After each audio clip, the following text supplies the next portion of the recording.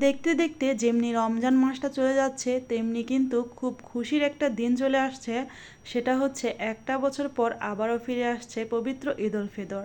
তাই ঈদ উপলক্ষে শাশুড়ি মায়ের শপিং দিয়ে শুরু করে দিলাম ঈদ শপিং। হ্যালো এভরিওয়ান, আসসালামু আলাইকুম। আপনারা সবাই কেমন আছেন? আশা করি সবাই সুস্থ আছেন, ভালো আছেন, আল্লাহর অশেষ রহমতে। আমরাও ভালো আছি আলহামদুলিল্লাহ। যে প্রিয় প্রিয় আপু ও ভাইয়ারা দেশ এবং দেশের বাইরে থেকে আমার ভিডিওটা দেখতে শুরু করেছেন, প্লিজ একটা লাইক দিয়ে পুরোটা ভিডিও কন্টিনিউ করবেন। আর যারা আমার চ্যানেল আজকে নতুন ভিজিট করেছেন, সাবস্ক্রাইব করে আমার চ্যানেলের পাশে থেকে যাবেন। আপনারা আমার পাশে থাকবেন, আমিও আপনাদের পাশে থাকবো ইনশাআল্লাহ। আজকে 16ই রমজান। তো 16ই রমজানে আগের দিন আমি একটু মার্কেটে গিয়েছিলাম শাশুড়ি মায়ের জন্য কেনাকাটা করতে। তো শাশুড়ি মায়ের জন্য কী কী কেনাকাটা করেছি আর আজকে ইফতারে সেহরিতে কী কী আয়োজন করলাম, সেই ব্লগটাই আজকে আপনাদের সাথে শেয়ার করব। আশা করি পুরোটা ভিডিও আপনাদের খুব ভালো লাগবে। ভালো লাগলে পুরোটা ভিডিওতে আপনারা আমার সাথেই থাকবেন। রমজান মাস যেমনি চলে যাচ্ছে, যেমনি খারাপ লাগছে তেমনি আরেকটা খুশির দিন কিন্তু চলে আসছে, সেটা হচ্ছে ঈদ উল ফিতর। যেহেতু 16ই রমজান, হাতে কিন্তু বেশি সময় নেই। আর এরপর টেলারে কিন্তু কাপড় চোপড়ও আর বানাতে নেয় না। তাই এবার শাশুড়ি মায়ের শপিং দিয়ে আমাদের শপিং করা শুরু করে দিলাম। এরপর প্রতিদিনই মার্কেটে 2-1 দিন যাব, নিজেদের জন্য কেনাকাটা করব, বাচ্চার জন্য কেনাকাটা করব। তো এভাবেই কিন্তু বাকি দিনগুলো কেনাকাটা চলতেই থাকবে। তবে শাশুড়ি মায়ের জন্য কী কী কেনাকাটা করলাম সেটাই আপনাদের সাথে শেয়ার করছি। এখানে 3 পিস আছে 2টা। তো আমার শাশুড়ি মা যেহেতু সুন্নতি জামা পরে, এখানে বেক্সি ফেব্রিক্সের 3 পিসগুলো এগুলি পরে বেশ আরাম পায় আমার শাশুড়ি মা। তো এই 3 পিসগুলা আমার শাশুড়ি মাকে আমি বানিয়ে দিব, সুন্নতি জামা বলেন আর গোল জামা বলেন, তো সেরকম করে আমি বানিয়ে দিব। আমি বানিয়ে দিব বলতে টেইলারেই বানিয়ে দিবে। আমি যেহেতু কোনো কাপড় চোপড় সেলাই করতে পারি না, তো টেইলারে তো এরপর কোনো অর্ডার নেয় না, এজন্য আগেই বানাতে দিয়ে দিব। তো আপনাদের সাথেও শেয়ার করলাম। আর একটা হিজাব নিয়েছি শাশুড়ি মায়ের জন্য, পেস্ট কালার হিজাবটা। তো শাশুড়ি মায়ের 3 পিসগুলো কেমন হয়েছে কমেন্টে জানাবেন কিন্তু আপু ও ভাইয়ারা। এরপর আমাদের কেনাকাটা করবো ইনশাআল্লাহ, তারপরও আপনাদের সাথে শেয়ার করব। এখানে কিছু মটরশুঁটি নিয়ে এসেছিল মুদাসিরের বাবা, তো মটরশুঁটিগুলো আমি বাছতে বসেছিলাম। তো আমার সাথে আমার ছেলে কিন্তু দুষ্টামি করতে শুরু করে দিয়েছে। যে কোনো কাজ করলে তার কিন্তু আমার সাথে কাজ করতেই হবে, সব কাজ সে করে দিবে। তো এখানে মটরশুঁটি যেহেতু বাছতে বসেছি, সেও নাকি আমাকে কাজ করে দিবে, এজন্য মটরশুঁটি বাছার জন্য একটা একটা মটরশুঁটি নিচ্ছে। তো আমাকে ছিঁড়ে দেখাই দিচ্ছে যে এভাবে এভাবে ছিঁড়বে, আমি আবার শিখিয়ে দিচ্ছি যে বাবা এভাবে না এভাবে। তো আমার ছেলে কিন্তু মোটামুটি ভালোই কয়েকটাই মটরশুঁটি বেছে দিয়েছে। তো ছেলের সাথে কথা বলতে বলতে কিন্তু মটরশুঁটিগুলো বেছে নিয়েছি। তো মটরশুঁটিগুলো এখন রেখে দিব। মটরশুঁটিগুলো রেখে এরপর আমি রান্নাঘরে চলে যাব। আজকে কিছু পেঁয়াজ বেরেস্তা করব, এই জন্য সকালে কিছু পেঁয়াজ আমি কেটে রেখেছিলাম। তো এখন কিন্তু 11টার দিকে পেঁয়াজগুলো আমি এখন বেরেস্তা করে নিব। পেঁয়াজ বেরেস্তা যদি করা থাকে তাহলে কিন্তু রান্নাবান্না করার, বিশেষ করে পোলাও বিরিয়ানি রান্না করার সময় বা চিকেন রোস্ট এসব রান্না করার সময় কিন্তু বেশ একটা ঝামেলা হয় না। তাই বেরেস্তা কিছু আমার ছিল, শেষ হয়ে গিয়েছে। তো এখন কিছু পেঁয়াজ বেরেস্তা করে নিচ্ছি। তো পেঁয়াজ বেরেস্তা করতে করতে আমার প্রিয় প্রিয় আপু ও ভাইয়াদের কাছে আমার সে একটাই কথা, আমার কথায় ও কাজে যদি কোনো ভুল ত্রুটি হয়ে থাকে প্লিজ ক্ষমা সুন্দর দৃষ্টিতে দেখবেন। আর আমার প্রতিদিনকার ব্লগগুলোতে আমার কথা দ্বারা যদি কাউকে আঘাত দিয়ে থাকি, নিজে আপনজন ভেবে আমাকে ক্ষমা করে দিবেন। এই তো বেরেস্তাগুলো আমি সোনালি কালার করে, মানে ব্রাউন কালার করে ভেজে নিব। অনবরত নেড়ে নিচ্ছি, নেড়ে না নিলে সব দিকটা ভালো করে হবে না, এজন্য। তো আমার প্রিয় প্রিয় আপুরা কিন্তু ঈদের অনেক কাজ শুরু করে দিয়েছে, অনেক আপুরা ঈদের শপিং করাও শুরু করে দিয়েছে। তো ঈদের শপিং আমি কেবল আমার শাশুড়ি মায়েরটাই করেছি। আমার শাশুড়ি মা বলে আমি তাকে ড্রেস কিনে দিলে সেটা পরে সে বেশি আরাম পায়, তাই তাকে ড্রেস কিনে এনে দিলাম। আর বেক্সি প্রিন্টের 3 পিসগুলা তো সব জায়গায় পাওয়া যায় না, অনেক জায়গায় পাওয়া যায় আবার অনেক জায়গায় পাওয়া যায় না। তো এই জন্য কিনে দিলাম। আর আমার ননদ আর ননাস আর সাথে আমার দেবরের ছেলে আর আত্মীয় স্বজন যারা যারা আছে, তাদেরকে মুদাসিরের বাবা একটা নির্দিষ্ট পরিমাণ টাকা দিয়ে দেয়, তারা তাদের পছন্দ অনুযায়ী জামা কাপড় কিনে নেয়। আসলে এত মানুষের জামা কিন্তু একসাথে কেনা যায় না, আত্মীয় স্বজন সবাইকেই কিন্তু কম বেশি দেওয়া প্রয়োজন আর দিতেও হয়।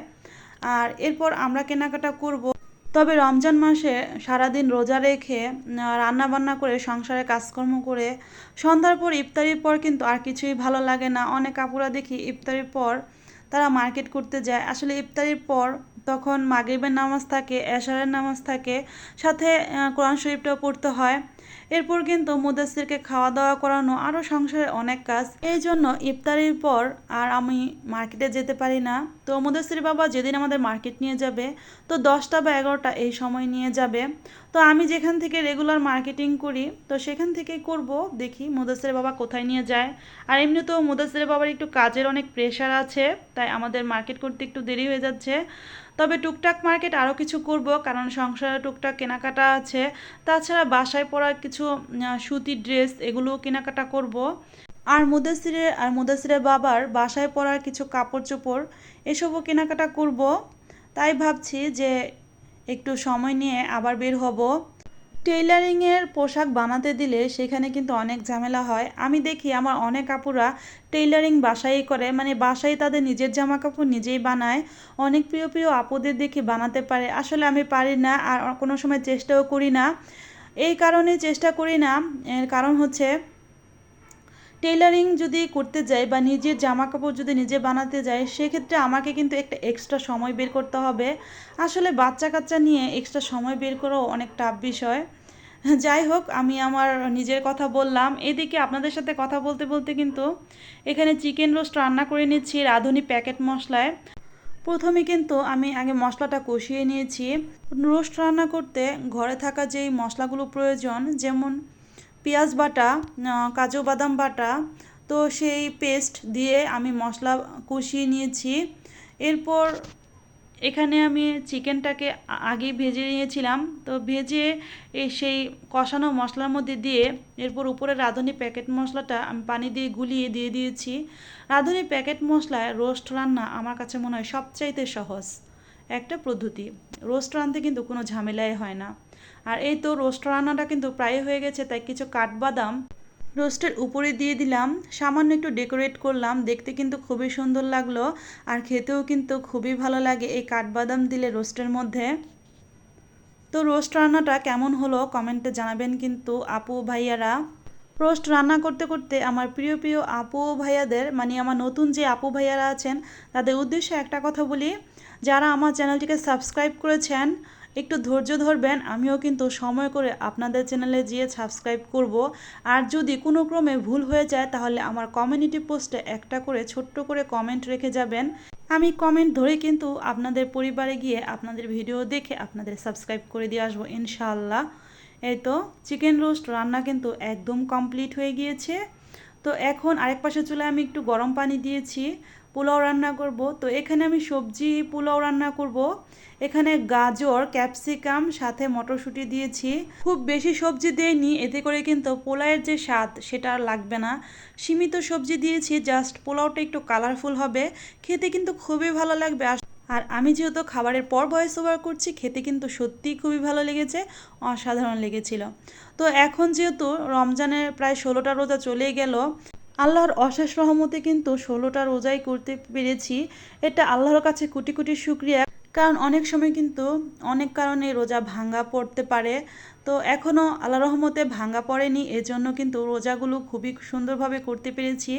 আর আল্লাহ চাইলে বাকি রোজাগুলোও করতে পারবো ইনশাআল্লাহ। আসলে একটা বছর পর রমজান আসে, রমজানে রোজা না করলে ঈদুল ফিতরের যে আনন্দ, সে আনন্দটা কিন্তু আর পাওয়া যায় না। রমজানে যে একটা ত্যাগ, একটা সংযম, এর মাধ্যমেই কিন্তু ঈদের আনন্দটা বেশি পাওয়া যায়। আর এই তো পোলার চালটা কিছুক্ষণ ভেজে এর মধ্যে আমি আগে থেকে গরম করে রাখা পানি দিয়ে দিয়েছিলাম। এখন এখানে 1 কাপ দুধ দিয়ে দিলাম। এখন আরও কিছুক্ষণ নেড়ে চেড়ে ঢাকনা দিয়ে আমি ঢেকে দিব। আজকে রান্না করার সময় ভিডিও যখন করতেছিলাম, তখন মুদাসির কিন্তু কুলে উঠে বসে আছে, এই জন্য কিন্তু ভিডিওটা একটু কাপা কাপা হয়েছে, দেখতে একটু খারাপ লাগছে। আপনারা একটু ক্ষমা সুন্দর দৃষ্টিতে ভিডিওটা দেখে নেবেন। আর এই তো পোলাওটা কিন্তু হয়ে গেছে। আমি কিন্তু শর্টকাট করে ভিডিওটা করেছি, ডিটেলসে ভিডিওটা করিনি। মুদাসির নাকি ক্ষুধা লেগেছে, পোলাও বিরিয়ানি দেখলে কিন্তু তার আগেই ক্ষুধা লেগে যায়, যেহেতু তার পছন্দের খাবার পোলাও আর বিরিয়ানি। এই তো মুদাসিরের জন্য অল্প করে কিন্তু একটু পোলাও নিয়ে নিলাম, এখন কিন্তু মুদাসিরকে খাইয়ে দিব। এখনও ইফতারির সময় হয়নি, প্রায় 15 মিনিটের মতো আছে। এই 15 মিনিটে মুদাসিরকে আমি খাইয়ে দিব। এরপর মুদাসিরের বাবা আর আমি ইফতারির সময় খাওয়া দাওয়া করে নিব। তো আজকে আমাদের ইফতারের খাবারের মেনু হচ্ছে চিকেন রোস্ট আর হচ্ছে সবজি পোলাও। মুদাসিরের খাবার বেড়ে এরপরে কিন্তু আমি কিছু আলু বোখরা দিয়ে সবজি পোলাওটা একটু ডেকোরেট করে নিচ্ছি। সবজি পোলাওটা কিন্তু খেতে খুবই ভালো লাগে। যে কোনো সময় এই সবজি পোলাওটা রান্না করলে পোলাও খেলে যে একটা খাওয়ার প্রতি যে অরুচি ভাব আসে, সবজি পোলাওটা খেলে কিন্তু সে অরুচি ভাবটা আসে না। তো এই তো আমার পোলাওটা কিন্তু ডেকোরেট করা হয়ে গিয়েছে। তো কেমন হলো দেখতে কমেন্টে জানাবেন কিন্তু প্রিয় প্রিয় আপু ভাইয়ারা। ভিডিও শেষ পর্যায়ে চলে এসেছি। সবাই ভালো থাকবেন, সুস্থ থাকবেন, 5 ওয়াক্ত নামাজ আদায় করবেন, আমাদের জন্য দোয়া করবেন, আমরাও আপনাদের জন্য অনেক অনেক দোয়া করব। আসসালামু আলাইকুম, আল্লাহ হাফিজ।